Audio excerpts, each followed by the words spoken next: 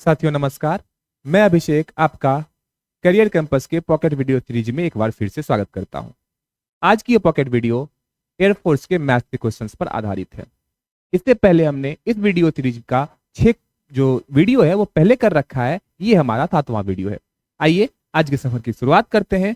और हमारा जो पहला क्वेश्चन है, हमारे एक संख्या जिसे 7 से भाग देने पर शेषफल 3 आता है, यदि संख्या 4 से बढ़ा दी जाए तो वह 7 से विभाजित हो जाती है, संख्या ज्ञात करें। इस क्वेश्चन को बनाने के बहुत सारे तरीके हो सकते हैं। जो मैं सबसे आसान तरीका बताऊंगा वो हमारा तरीका है। इसे आप ऑप्शन से कर सकते हैं। अगर आप ऑप्शन से करें, 17 में 7 से भाग दें, 7 दूना 14, शेषफल कितना आता है? 3 आता है। और जब आप इसे 4 बढ़ा भी दें, 17 4 21, वो 4 से विभाजित हो जाती है। यही तो कह रहा है क्वेश्चन। यदि संख्या 4 से बढ़ा दी जाए, मतलब पहले तो 7 थी, उसको आप 4 बढ़ा देते थे, 17 4 21, वो 7 से हो जाता है। अगर आप 11 में 7 से भाग दे तो शेषफल कितना आता है? हमारा 4 आता है। अगर आप 25 में भाग दें तो 7 या 21, यहां भी शेषफल कितना आता है? हमारा 4 ही आता है। अगर यहां पे भाग दें, यहां पे भी शेषफल कितना आता है? 4 ही आता है। आप पहले क्वेश्चन को पढ़ लीजिए। क्वेश्चन ये कह रहा है कि एक संख्या जिसे 7 से भाग देने पर शेषफल 3 आता है, यदि संख्या 4 से बढ़ा दी जाए तो 4 उसमें जोड़ दिया जाए तो यह 7 से विभाजित हो जाती है। अब आप 2-3 तरीके से सोच सकते हैं। आपको इस क्वेश्चन को करने के बहुत सारे तरीके हो सकते हैं। मतलब 4 जब बढ़ाया जाता है तो संख्या किससे विभाजित होती है? 7 से। आप 11 में 4 जोड़ दें, 15, क्या यह संख्या 7 से विभाजित होगी? नहीं। 25 को में 4 बढ़ा दे, 25 4 29, क्या यह संख्या 4 से विभाजित होगी? नहीं होगी। आप 18 में 4 बढ़ा दें, 18 4 22, क्या वो 7 से विभाजित होगी? नहीं। लेकिन अगर आप 17 में 4 बढ़ा दें, 17 4 21, मतलब वो जो संख्या वो कितनी है? 17 है। जब उसे 4 से बढ़ाया जाता है तो शेषफल पूरा पूरा कट जाता है। और जब 17 ही है, जब 17 में 7 से भाग दिया जाता है, शेषफल कितना बचता है? 3। इस क्वेश्चन का सही उत्तर है वो ऑप्शन नंबर ए। तो ये इस क्वेश्चन का सबसे बेहतरीन तरीका है। आप इस क्वेश्चन को ऐसे बना सकते हैं, ऑप्शन से ही बना सकते हैं। आपको दूसरा तरीका देखने का जरूरत भी नहीं है। बढ़ते हम अगले क्वेश्चन की ओर। जो हमारा अगला क्वेश्चन है वो हमारे पास ये रहा। यदि एक घन का पृष्ठ क्षेत्रफल 150 है, यदि एक घन का पृष्ठ क्षेत्रफल कितना है? 150 सेंटीमीटर स्क्वायर है। तो जो घन का पृष्ठ क्षेत्रफल होता है वो होता है 6a²। जो घन का पृष्ठ क्षेत्रफल होता है वो कितना होता है? वो होता है 6a²। कितना दिया हुआ है आपको? 150। क्या यहां से ये नहीं कट जाएगा? 25 छके 150। अगर a² बराबर 25 है, आपसे क्या पूछा गया है? इसके किनारे भुजा की लंबाई पूछी गई है। तो भुजा तो a होता है। अगर a² बराबर 25 है तो a बराबर कितना हो जाएगा? 5 हो जाएगा। मतलब इसकी जो किनारे की लंबाई हो जाएगी वो हो जाएगी 25, जो कि ऑप्शन नंबर ए में है। यही इसका सही उत्तर है। ये थोड़ा यहाँ पे मिसप्रिंट है, आप इसको 2√5 लिख सकते हैं। ये ऑप्शन है 2√5 सेंटीमीटर।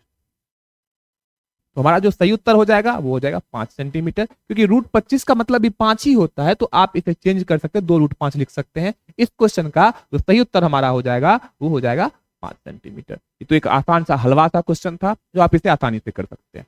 बढ़ते हैं अगले क्वेश्चन की ओर हम। जो हमारा अगला क्वेश्चन है वो हमारे सामने ये रहा। एक व्यक्ति 20% लाभ पर एक वस्तु को बेचता है, यदि लागत मूल्य 500 है। लागत मूल्य कितना है? 500 है। अगर लागत मूल्य 500 है, आपसे क्या पूछा जा रहा है? आपसे पूछा जा रहा है तो वस्तु का विक्रय मूल्य क्या होगा? वस्तु का विक्रय मूल्य, आप जानते हैं कोई भी चीज अपने आप में 100% होता है। लागत मूल्य कितना है? 500। कितना परसेंट के लाभ पे बेच रहा है? 20% के लाभ पे। इसका विक्रय मूल्य हो जाएगा 120%। ये सुना खत्म, ये सुना 12 पंचे 60, कितना हो जाएगा? ये 600 रुपए। तो बहुत आसान सा क्वेश्चन है। इसका उत्तर हो जाएगा 600 रुपए, जो कि ऑप्शन नंबर बी में है। और ये इसका सही उत्तर है। आप इसको आसानी से ऐसे ही कर सकते हैं। ये तो बहुत आसान है। इसके लिए आपको दूसरे तरीके का जरूरत नहीं होना चाहिए। अगर आपको इसको डिजिटल सम से करना चाहते हैं वो भी कर सकते हैं। अगर आपको सीखना है आपको तो आप सीख सकते हैं। 500 का कितना परसेंट चाहिए आपको? 120%। तो ये 5 2 1 3 5 दिया 15, 15 का मतलब 5 1 6, डिजिटल सम कितना हो गया इसका 6।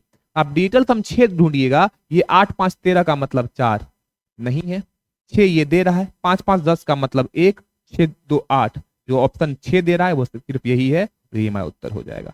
लेकिन आप इसमें डिजिटल सम ना लगाएं तो ही बेहतर है, क्योंकि ये मेथड से ही बहुत आसान है, तो इसमें डिजिटल सम लगाने का कोई जरूरत नहीं है। डिजिटल सम का यूज हम वहां करते हैं जहां कैलकुलेशन बहुत ज्यादा हार्ड हो। इस क्वेश्चन में हार्ड नहीं है, आप डिजिटल सम छोड़ दें। बढ़ते हैं अगले क्वेश्चन की ओर। अगला क्वेश्चन हमारे पास ये है, यदि एक पंखा 1200 की छूट मूल्य पर, मतलब कितने में बेचा गया है, 1200 में बेचा गया है, छूट कितने की दी गई है, 20% की छूट दी गई है। ठीक है, अब पढ़ें इस क्वेश्चन को कि एक पंखा 1200 की छूट मूल्य पर बेचा गया और 20% की छूट दी गई, तो वस्तु का अंकित मूल्य क्या है। 20% का फ्रैक्शन वैल्यू कितना होता है, तो 20% का फ्रैक्शन वैल्यू होता है 1/5। 20% का फ्रैक्शन वैल्यू 1/5 होता है। 5 क्या है, एमपी है हमारा।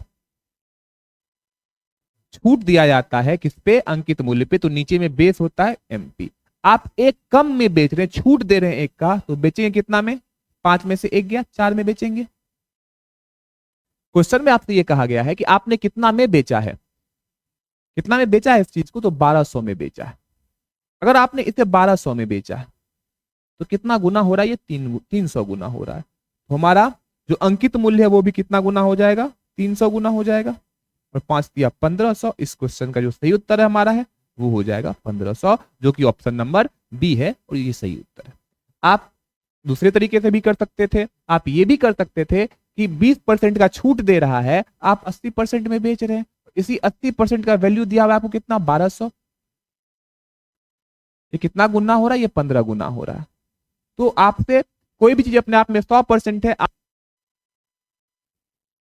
तो आप इस तरीके से भी क्वेश्चन को कर सकते थे। 80% का मतलब 1200, कितना गुना, 15 गुना। एमपी अपने आप में होता है 100%, ये भी 15 गुना 1500। इस क्वेश्चन का सही उत्तर हो जाएगा ऑप्शन नंबर बी। बढ़ते हैं अगले क्वेश्चन की ओर। तो हमारा अगला क्वेश्चन है वो हमारे सामने ये रहा। किसी त्रिभुज का क्षेत्रफल 54 सेंटीमीटर स्क्वायर है और उसका आधार 9 सेंटीमीटर है, तो उसकी ऊंचाई क्या होगी। किसी भी त्रिभुज का जो क्षेत्रफल होता है, किसी भी त्रिभुज का जो क्षेत्रफल होता है हमारा, वो होता है 1/2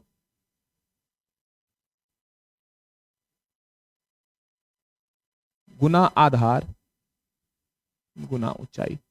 किसी भी त्रिभुज का यही क्षेत्रफल होता है, 1/2 गुना आधार गुना ऊंचाई। क्या होता है, बराबर एरिया होता है। आधार का मतलब बेस और ऊंचाई का मतलब हाइट h। तो 1/2 गुना आधार कितना दिया हुआ है, 9 सेंटीमीटर, गुना h आपको निकालना है, और ये बराबर कितना दिया हुआ है, 54। यहां से 9 छाके 54 कट जाएगा, और ये जो 2 इधर गुना में है, इधर भाग में है, इधर चला जाएगा गुना में। h बराबर 6 दूना 12 सेंटीमीटर, जो कि इस क्वेश्चन का उत्तर है ऑप्शन नंबर बी। ये बहुत आसान सा ये क्वेश्चन था कि एरिया बराबर क्या होता है, 1/2 गुना आधार गुना ऊंचाई। आप वैल्यू पुट करिए, आंसर खुद ब खुद आ जाएगा आपको। तो ये हमारा इस सीरीज का आखिरी क्वेश्चन था। इसमें हमने कुछ कंसेप्ट भी सीखा और हमने क्वेश्चन को आसानी से करने का अप्रोच भी सीखा। तो बढ़ते हैं हम, अब इस वीडियो को खत्म करते हैं। मिलते हैं फिर अगले वीडियो में, तब तक के लिए आप अपना ख्याल रखें और कमेंट करना ना भूलें कि आपको ये सीरीज कैसी